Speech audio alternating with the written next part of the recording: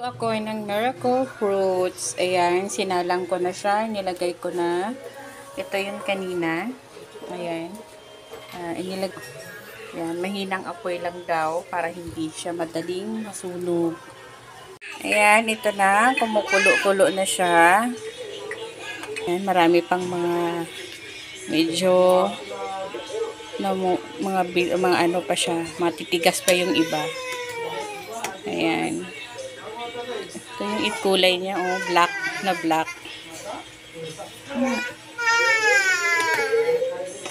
Ayan. Kunti pang ano, para medyo maraming katas. Tapos, pag natunaw na ito lahat, meron naman yung hindi natutunaw yung iba.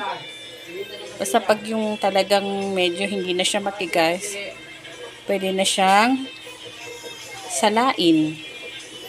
Ayan. Medyo anuhin mo na.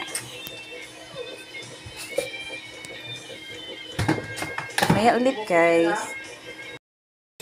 Meron akong niready dito na kaldero tsaka salaan. Kailangan siyang dikdikin masyado para lumabas yung katas niya. Ito na, nilagay ko na dito lahat. Ayan. Iinom ako ng miracle fruits dahil katapos ko lang kumain. Ayan. Kahit konti lang.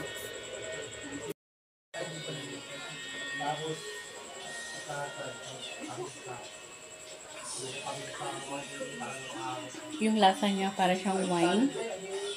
Para siyang wine. Tapos medyo mapait yung konti. Pero masarap siya.